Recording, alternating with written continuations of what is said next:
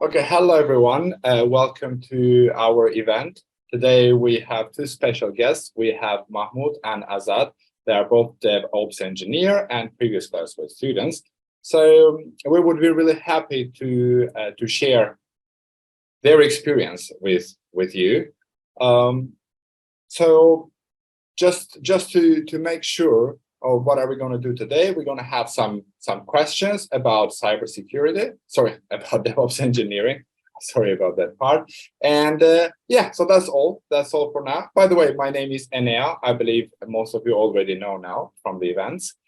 Mahmoud and Azad, do you prefer to be called Mr. or Mahmoud, or Azad is just okay? It's just name is fine. Name is fine. Okay, just name is fine. Okay, so I would like, if it is possible, can you please introduce yourselves? So we can start with Azad, who you are, a bit about, your experience and what you do now. Just a free introduction. Sure. I can start with that.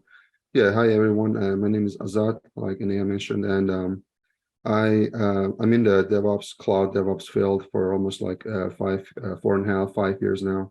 And before that, I did IT support, tech support kind of work. Did some computer science also back in the days. Just to clarify, I wasn't a Clarusway student. I was a Clarusway instructor. So I also taught some of the lessons, but my field is cloud and DevOps, especially AWS. So yeah.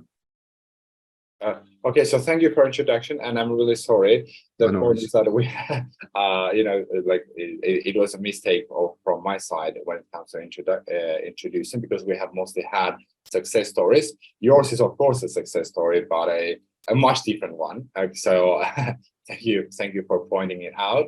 And we can continue with Mahmoud. Can you please introduce yourself? Hi everyone. My name is Mahmoud. I have been in the IT industry more than 20 years. I started as a system engineer. I did a lot of DBA, Linux admin, Unix admin, and also work with the DevOps engineer. Right now, I'm working as a security system engineer, SecDevOps part. I work different company in the US more than right now. I'm working at eBay. Yeah, that's my background. Okay, so working for eBay, that sounds pretty cool. I hope it is cool working as it sounds from the part. So now to keep with the program, I will be asking one question to each of you, and if someone has any questions, of course we can read those questions and answer. So I always mention my questions can be a bit boring, so if you guys have any questions, you can always type it and we'll try to answer that. So I think we will start with the first question with Azad, which is about DevOps engineering, and then we continue second question with Mahmoud, which is about DevSec engineering. Okay, so our first question related to DevOps is, how do you define the fundamental principles of DevOps and how do they contribute to smooth software delivery? Okay, well, DevOps in general is it's a mindset, it's a culture, it's an environmental practice, like a cultural practice within the company that the company establishes. So, and there isn't like a single one framed definition of DevOps per se, but it's a very broad thing, right? But then to summarize it, we can say the DevOps fundamental principles will be probably around collaboration and communication of the teams, of different teams, to get along, to solve problems, to work on things. And again, the second thing would be automation of code deployments, code delivery, testing, QA testing, unit testing, any kind of testing. That would be another principle of DevOps engineering. Again, releasing applications or versions of applications or deploying applications, those are all go hand in hand with DevOps principles. And then one big thing about DevOps engineering is that you can reiterate anything you want really fast, unlike the waterfall or old school ways of delivering software. Now it is agile, it is fast, it is more efficient, I'd say. Okay, thank you very much. That was a really nice explanation. So I would like to continue with second question for Mahmoud. This is more about the primary responsibilities, right? Because I believe that there are a lot of people who, when you say, you know, I'm a DevSecOps engineer or I'm a DevOps engineer, kind of what do you do? Like, what are responsibilities? Some people may not be exactly clear about that. At least it has been the case with a lot of people that I have spoken to, because it seems to be a bit newer when it comes to the, let's say, to the industry. So the question would be, what are the primary responsibilities of a DevSecOps engineer on a software development team? So where do you put yourself? Thank you for this question. Yeah. As you know, the DevSecOps and SecDevOps, they are interchangeable.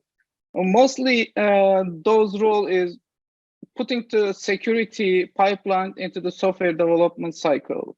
So it is a fundamental security for the development and the production environment, and it is the bridge of the gap between the development security and operational teams, and also ensuring the security prior to through the software development lifecycle. Some key responsibility, the security integration. So you need to integrate the pipelines, security pipelines into the development cycle. Threat modeling, security automation. You have to set up the static application testing and dynamic application testing to your lifecycle, development lifecycle. Also, the continuous security monitoring is the one of major responsibility. You need to make security monitoring and the logs analyze and put detection and responsibility response to the security incidents. So you have to put some monitoring and the logging. There's another things, the responsibility security code review. It's the more important things. Your code need to be reviewed before pushing to the production. And identity access management. It's a necessary things you need to handle with the role-based access and the multi-factor authentication controls. Security configuration management, it's the critical things you need to handle your configuration. And some others is the incident response and the forensic. You need to set up some rules, and someone, mostly the SOC team, security operation teams, need to be monitored and handle that events. Also, education and training. You can give some awareness training and prepare those to your company folks. And again, the DevSecOps engineer plays a critical role in establishing a strong security posture within the software development team, fostering a culture of security awareness, and ensuring the security is not an afterthought but inherent part of the development process. Back to you, Anna. Okay, thank you for the very detailed answer. Usually, I'm not used to so much details. So, by the way, before getting into the next questions, I just wanted to share something with both of you. So, I have mentioned before that I finished Clarusway's full stack, like the full stack part, and then after that, after found a job, I believe that my wife should get into technology too. So she quit her job. And I could see when I was doing all these Clarusway's events, people were getting crazy about DevOps. So I said, well, my wife has to get this chance, this opportunity. So she started, and she's a student of, she's a DevOps engineering student now. So I just wanted to share this as a side. She made the right choice. Congratulations. Yeah, thank you. Thank you. We believe so. Yeah. So the second question will be about tools, right? DevOps tools. So because whenever we talk about DevOps, it's always about the tools. People always mention about the importance of those tools. So Azad, can you please share some examples of popular DevOps tool and explain how they improve collaboration and automation? Because that is what that's the main aim of DevOps engineers, right? So can you give examples? Thanks for the question. This is a good question. I mean, before we jump on the tools, right? I mean, one thing to get straight is that any kind of tool in technology is there to make life easier, right? To make things smoother and easier, and make it better for us, right? For engineers and or any kind of stakeholders. So and there's a lot of tools every year. There's at least one or two, maybe more than that, right? Tools coming up in the field, especially in this tech field. There's always a ongoing creation of or production of tools. So, but then there are some tools that have been there for a long time in the field. And I can mention some of this and talk around those briefly. There are like tools in the category of CI/CD, continuous integration, continuous delivery, or deployment, some people call it, like Jenkins. It's an open source, but you can also get the paid version of it by paying for the for the paid version. But to create your CI/CD code delivery pipeline, so Jenkins would be number one. And there's like more Azure pipelines or AWS code deploy, code build, and code pipeline, those code products from AWS. That would be another one as well. GitHub Actions or Azure pipelines, like I said, or AWS code pipeline. And then there are other code CI/CD pipeline, CI/CD tools there. There's just namely, those are the main ones. Now, again, the second category will be infrastructure as code. And infrastructure as code, we would mainly mention Terraform. It's a big one out there right now. And then besides Terraform, there's like CloudFormation, which is AWS native infrastructure as code tool. And so this or CDK, Cloud Development Kit from AWS, or Pulumi, again, another tool, or Spaceleaf, things like this, although they are smaller, but then not as big as Terraform, but they are still there. So this is mostly to manage infrastructure for system engineers, for QA engineers, for developers, automation of infrastructure creation or termination or update, configuration management, things like that. So those are the main tools, and there's like tools like Kubernetes, and there's like Docker. There's more. There's never-ending tools list in this field, but mainly those are the ones. And again, the second part of your question is how they improve collaboration automation. They help automate the software delivery seamlessly. Now engineers, software developers can release even if it's a small feature of an application, they can seamlessly deliver it, and it makes a life easy for all the stakeholders. Yeah. Okay, thank you very much for this for your answer. I think after we have these events, a lot of people will have answered to a lot of questions that may have in their minds when it comes to the DevOps engineering. So thank you very much. Now I want to get back to Mahmoud, and we always mention how important security is, but at the same time, timing is also important when it comes to software delivery. So as you can guess, my question is going to be about how to integrate the security practices, that you said are very important into the DevOps pipeline, but without slowing down the software delivery process. So how can we handle it? That's a great question, and there is no short answer. But the security every time adds some overhead, but it will say later. It will save you later a lot of time, since when you find vulnerability or weakness in the early part of the development cycle, it saves money and the cost. There are couple of methodologies for these. So zero trust, one of them is. The second one, the shift left, and the secure in the depth. It's the more important, and applying these methodology on your as much as possible. So shift left is the practice of moving testing, quality, and performance evaluation early in the development process. the other before and the code in written. And the deep defense in depth strategy is the security in depth strategy refers to the cybersecurity approach that use the multiple layer and security for holistic protection. So those kind of methodologies give you a way of how you can implement the security in the DevOps. It's a critical. It's all companies giving too much importance on these, and you have to have implement those methodologies in your development cycle. Back to you, Anna. Okay, thank you for your answer.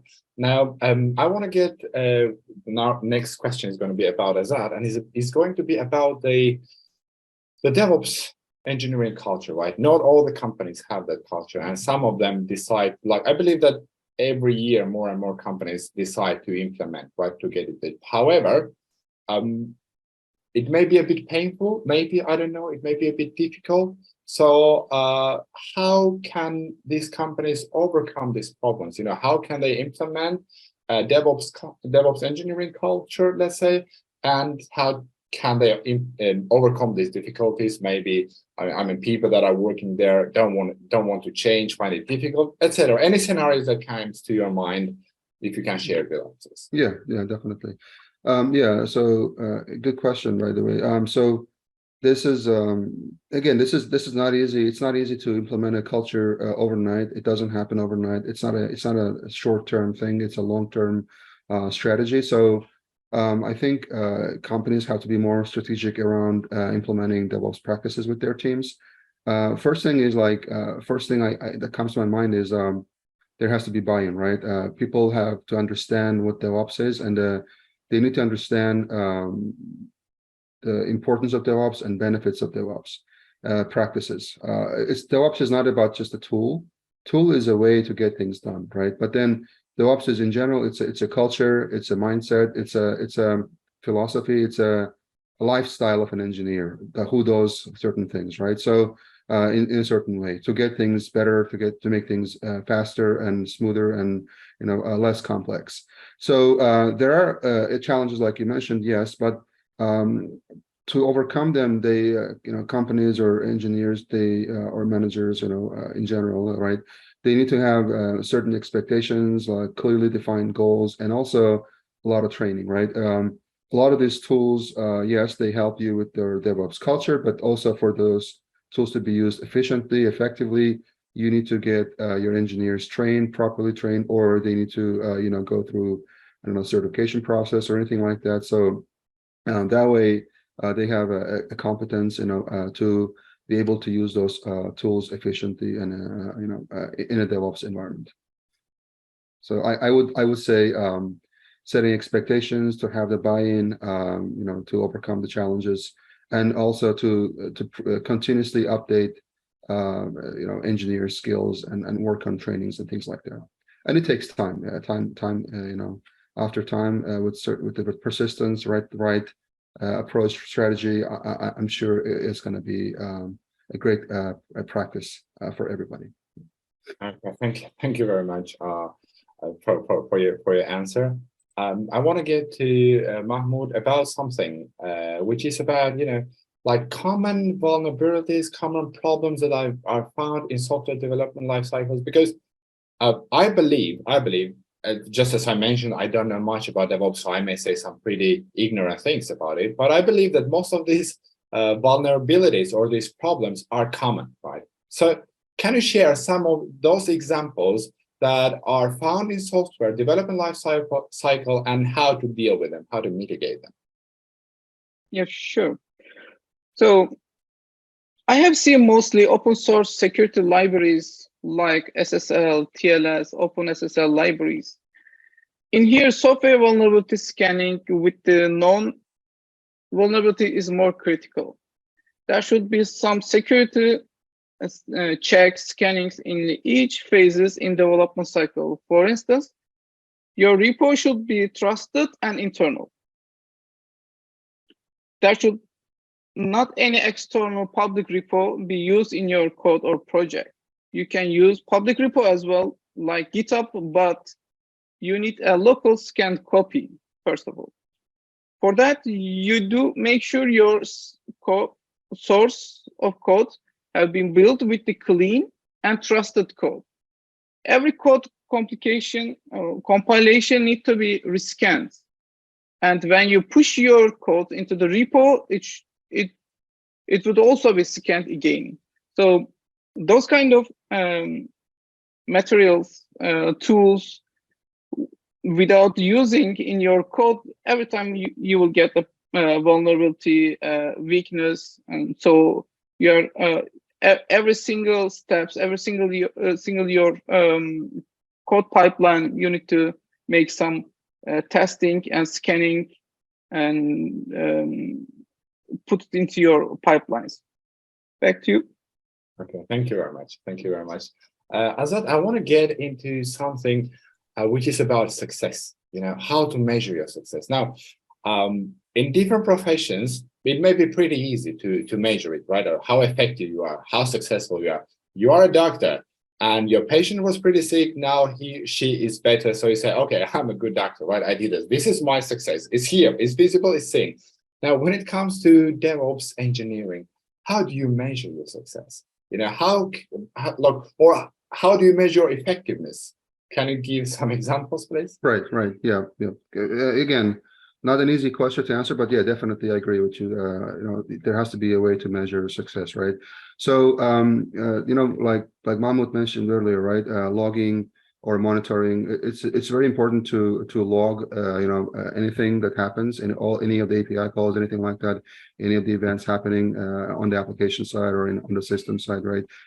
We need to log those. We need to monitor for the metrics, right? For the right metrics. So as we monitor for the right metrics, there are the metrics also of DevOps practices in general for companies. Now, number one, I would say the time for changes, like how long does it take to publish to release a change, right? You have a certain duration of time that you need to release a new feature of the application. Now, with the good DevOps practices in place, it could be hours, it could be maybe like, I don't know, a day or two, maybe max, but then it shouldn't be taking like weeks or months to deliver. If it's a big fixture, maybe yes, but then it should be a reiterative approach. So that number one would be lead time for changes. Number two would be how is your failure rate? Like how often do you fail? How often does your application have outage? Things like that, right? So, and if you deploy a bad code to your production, right? How fast can you revert it back, right? That's another metric. So these things, these things can tell a lot about your DevOps maturity and your DevOps success.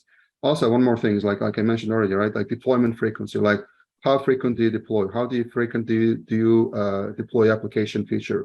And if things go south, then how fast can you revert that new feature, and roll back and then bring back the original application? So those kind of things, tell a lot about your DevOps maturity. Plus, you can, bring in the cost, in terms of like, are you paying a lot of money again for engineers mostly, or are you paying a lot of money for the tooling and things like that? So there's also the cost factor as well. Okay, but that was very detailed. Thank you very much.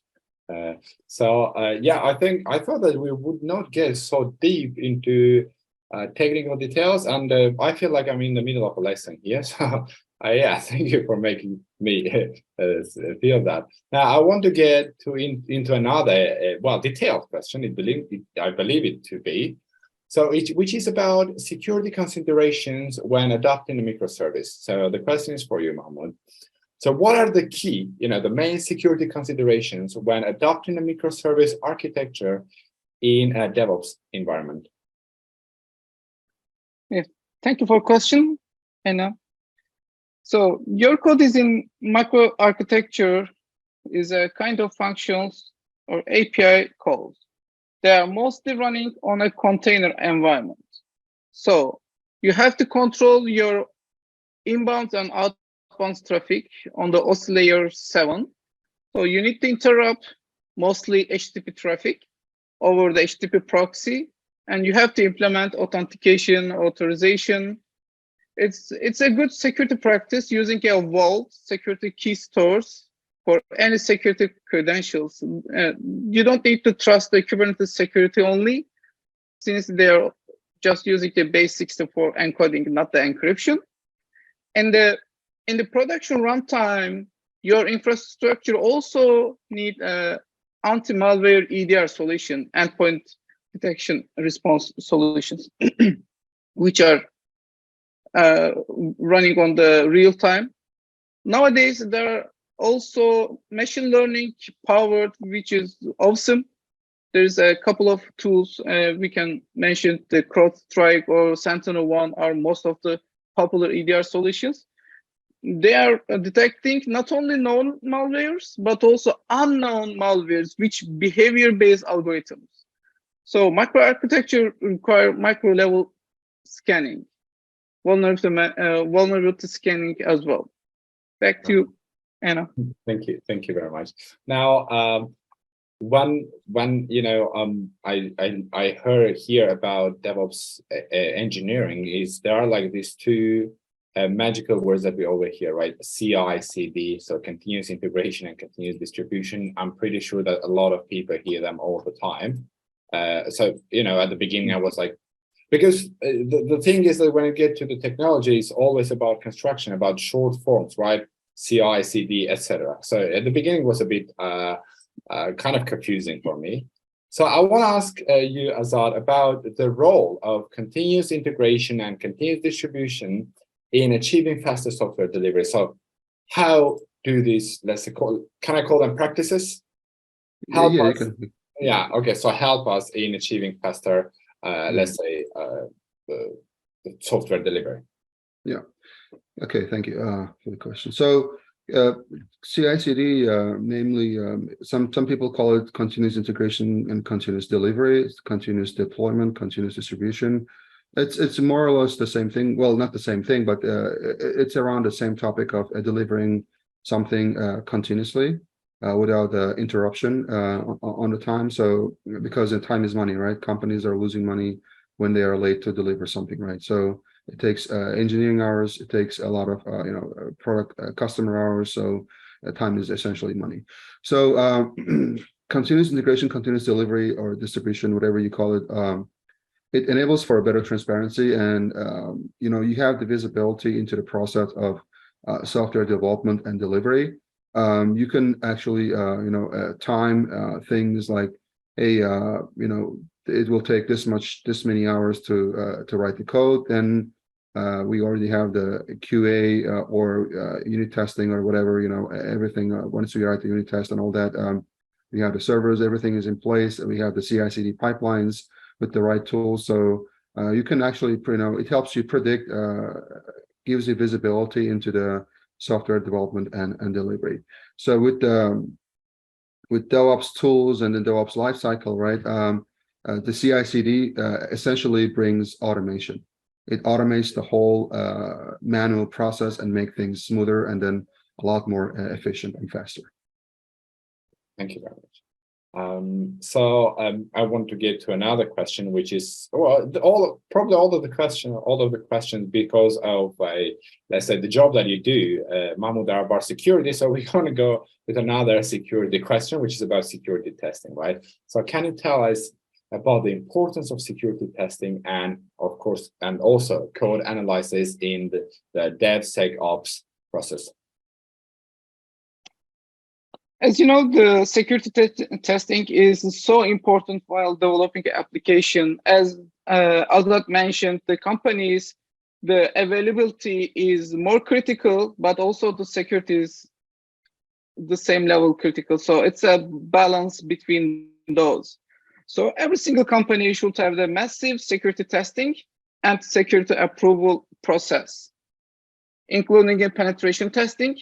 There are static and dynamic code analyze method and process exist, which most enterprise companies are using those methodologies.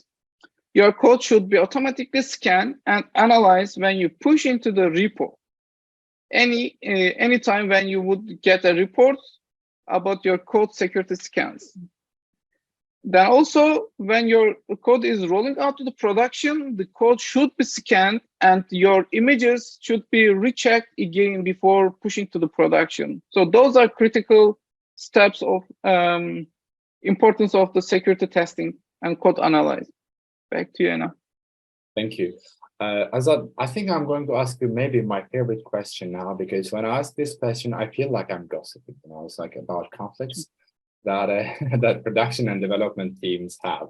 So the question is, like, how do you handle these conflicts, let's call them, or differences between development and operation teams in a DevOps environment?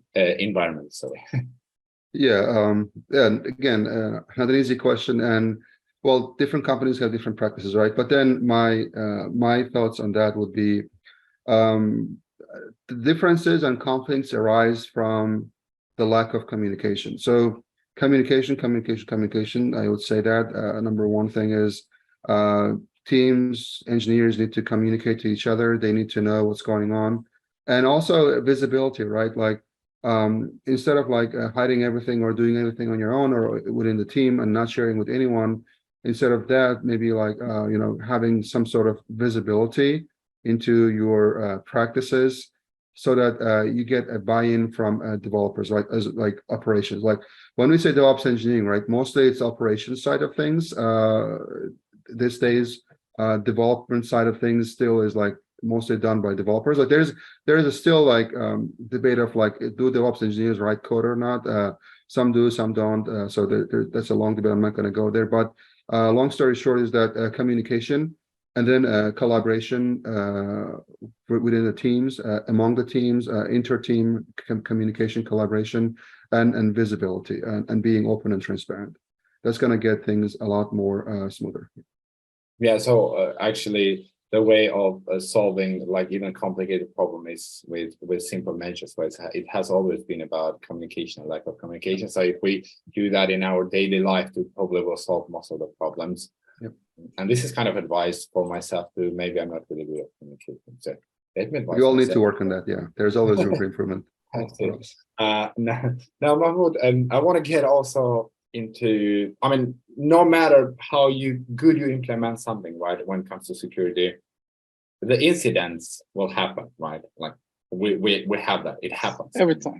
Yeah. So how do you manage and how do you effectively respond to these security incidents in a DevSecOps setup, let's say? Yeah, that's another good question. As a DevSecOps, or in other words, security engineer, are developing a security product for SecOps and the SOC teams. Usually SOC teams, security operation teams, using your supported tools and responding to security incidents. So as you know, each security incident has also an investigation responsibility. So you may help your SOC team while they are investigating the incidents. DevSecOps is also a SME, subject matter expert, right? So you are the top person on those tools like the Splunk, Tripwire, SentinelOne EDR, ServiceNow. Those are tools we are using in the security environment, and your SME, and most of the time you provide your experience, you provide your more details, support to the other teams, SOC teams. Like, back to you, Anna. Okay, and thank you again. I want to go with our seventh question, Azad, which is about managing infrastructure. So what are some effective strategies that you can share with us for managing infrastructure and configuration as code in a DevOps setup? Yeah, again, this is a question that you can talk about a lot, but just to summarize it for the sort of time's sakes, I would say version control everything. Put everything in repo, like Mahmoud has been giving examples of, like pushing code into repo, right? So when you manage as DevOps engineer, when you manage infrastructure for developers or for QA engineers, anyone in the company, right, or system engineers or sysadmins, you need to make sure that you version control everything. You need to have a previous versions and versions before that, and then your version. So in case something goes wrong, you need to be able to recover really fast. So that's number one. Number two, like Mahmoud has been mentioning, right, code review. So the code review process is very important. Like, let's say you want to push something into production infrastructure, make changes on production infrastructure.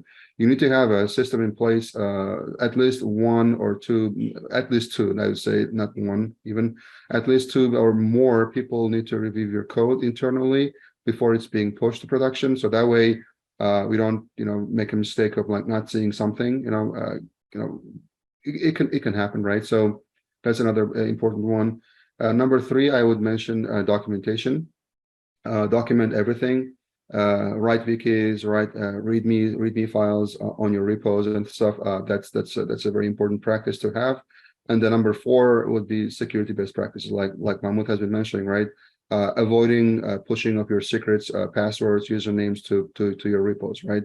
And for those things, SecOps, they have different tools, right? But as DevOps engineers as well, you can have some guardrails in place, and you have to be cautious of pushing those things into production. Yeah. Thank you very much. And Mahmoud, I want to ask another question, which is about containers or containerized applications. So can you share with us some of the best practices for securing those containerized applications? Yeah, sure. So nowadays, all or most of the applications running in the container, right? So the container is all over the world, mostly in the cloud. And the container scanning is more critical right now. There's a bunch of tools that you can use, Think, Anchor, Nexus, and those are very good, well-known code scanners. So you need to use kind of container scanners. And also Docker file analyze is one of the critical. So every single Docker file lines give you some vulnerability. So you have to have use some best practice for those. And there is a good documentation over the CIS benchmarking documents, which most of the time companies using in those documents for hardening, scanning, and the controls or benchmarking. And using the layered applications, one of the critical things is separating your credentials from inside the images. You shouldn't put any kind of credential, either password or the keys or any tokens into the images. So you have to separate those from in your vaults on your security tools. And frequently, the querying hardening checks, not only the container, but also node level hardening is more critical on those achievement for this best practice. Back to you now. Thank you very much. So coming back to you, Azad, which is about those two words that I hear a lot, okay? So scalability and flexibility, which people believe to be very important in software development. So how does DevOps contribute to improving scalability and flexibility in software development? Thank you for the question. DevOps flexibility of DevOps should be in such a way that it should allow the teams or the company to scale up or scale down operations quickly, right? Like if you have a traffic, incoming traffic, you should have measures in place to scale up or and quickly. And when the traffic is not there anymore, you should be able to scale down, pretty also fast. So with the right approach, you can scale your operations to meet the increased demand. Like I said, there's increased traffic there, or increased security, or increase their security to handle any kind of system failures, right?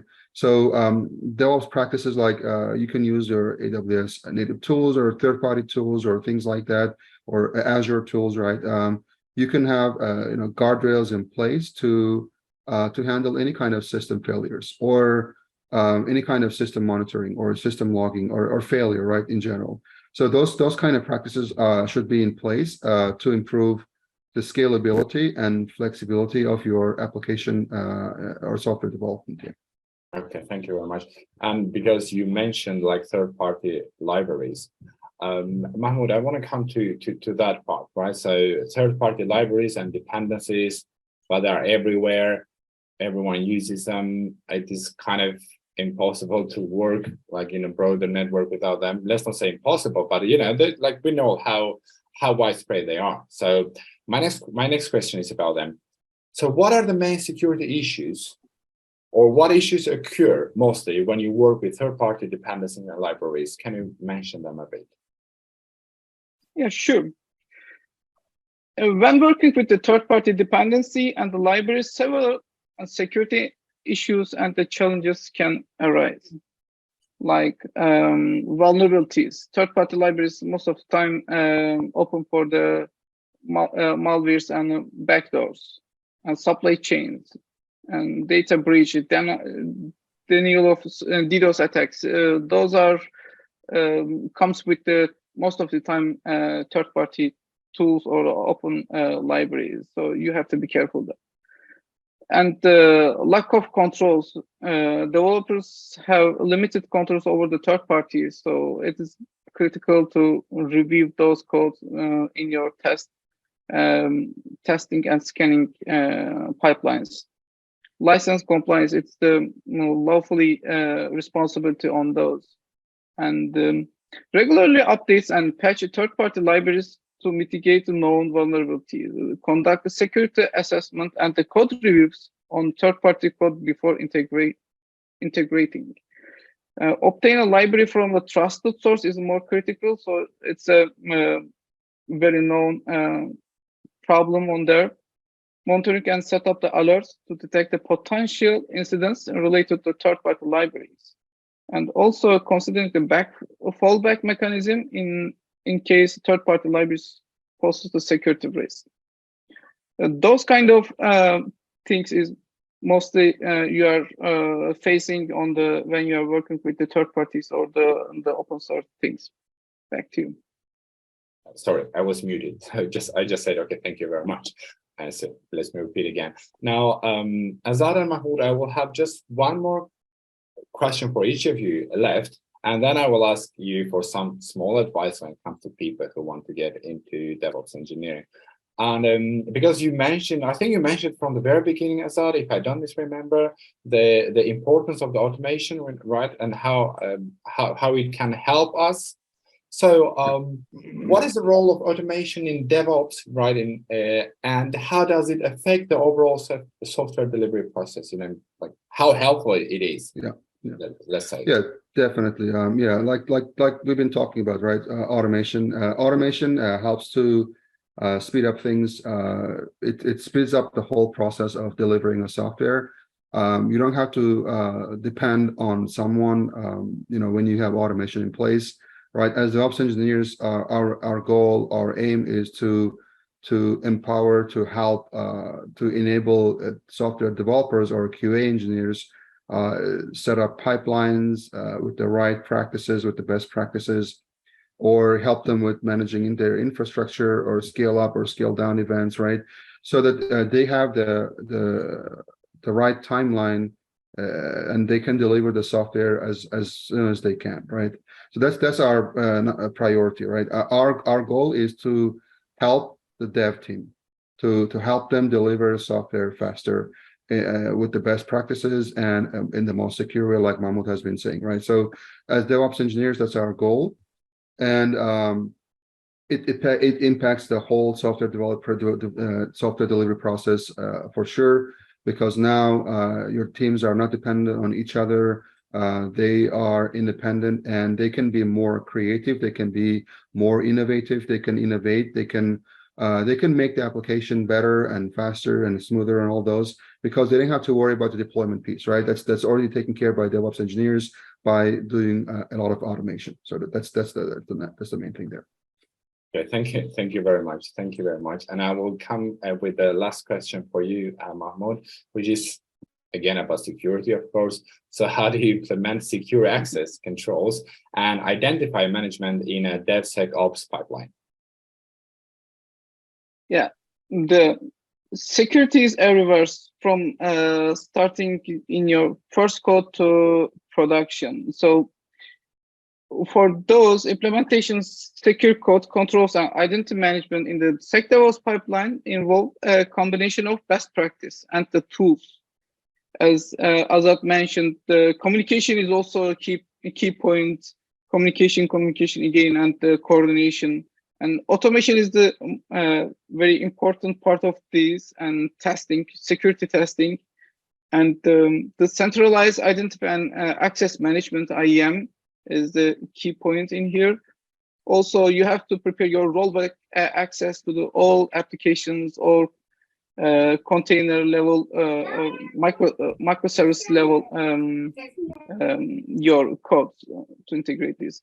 Multi-factor authentication is another critical point. So you have to have set up some critical parts or most of the parts to implement the MFA. And the other point is the secret management. You have to keep secrets in secure places. There's a bunch of products. It's also open source, and you can find the normal products, the paid products. Those kind of things I can say. And the security code review and testing, as Azat mentioned, it's the reviewing and testing every time is the key point, and continuous monitoring and logging. You have to set up your CM, security information and event management solutions on your environment. So those are the main things you have to handle when you consider your implementation of the security access and identity management. Back to you now. Yes, so thank you very much to both of you personally. I mean, I felt like I was I was having a lesson here. You know, there's lots of information. I don't know how much of it I could process, but people that are into DevOps engineering, of course, they have who are listening, because they have processed much more than me. I'm pretty sure about that. Now, I would like to ask, like, let's call it a small favor from both of you, which is some advice that you may give to people who want to get into DevOps, and you know, they are not pretty sure, or people who just got into it. So any kind of advice that you want to share with people here, I would welcome. We all would be, let's say, we're welcome to receive. So you can start first, Azad, if you wish. Yeah. Okay. Thank you. Yeah. So people who want to get to DevOps, if you like learning new things, because like I mentioned earlier, right? Like Mahmoud has been saying, there are like zillions of tools out there, and not all companies use the same tool, right? So if you are eager to learn, if you like learning new stuff all the time, and if you like to update yourself all the time, and if you are interested in solving real life problems and actually, you know, making things easier for engineers or for companies, and actually help companies, you know, solve problems, then I would definitely recommend DevOps field, especially DevOps engineers work with the latest technologies like you know, AI or machine learning, like pipelines and things like that, and like AWS or Azure or Google Cloud, those main three. But then there's also other cloud providers as well. So DevOps engineers get to work with the latest technology. So by becoming a DevOps engineer, you will get a chance to work in the latest technology. But then you have to be always open to learning new things and solving problems. So that's my advice. Thank you very much. Thank you very much. And Mohammed, what would be your advice? Yeah, DevOps engineering plus the security, DevSecOps. So it's the trending topic right now. Every single company is looking at mostly skilled DevOps engineers nowadays. And as Azat mentioned, it's more critical. There's a bunch of tools over there, and if you are open to learning, open to new things, and you have to have not detailed probably. You need to know at least the first level. Then you can deep dive if needed on your project. So if you are open to learning, if you are exciting for new things and going into the production and some parts on the development side, some parts on the operational side. You need to go with these DevSecOps, DevOps and the DevSecOps way. So it's a very exciting roles. We can get more funds in here, and you need to keep your communication open. And it's the more keep keywords in here to communicate efficiently and discuss, coordinate with the other teams. It's the more beneficial on your way back to you. And also probably a nice salary. I know that you guys are don't want to really mention about it, but yeah, it can be something just to let people know, right? Yeah, So okay, so first of all, Azad and Mahmoud, I really want to thank you. This has been one of my, at least personally, one of the best events that I have been to, because it is so extremely easy to communicate with you, and your answers were pretty clear. So thank you very much. I also would like thank you for hosting us. Everyone that participated in our event. I mean, if you have, we are going to share this event on YouTube too, so you guys will be able to watch it again if you want to, of course. And for more events, you can follow Clarusway on LinkedIn and on other social media accounts. So thank you again, Azad and Mahmoud. Thank you. Thank you. Bye-bye. Thanks. Thank you very much for having us. Have a nice day.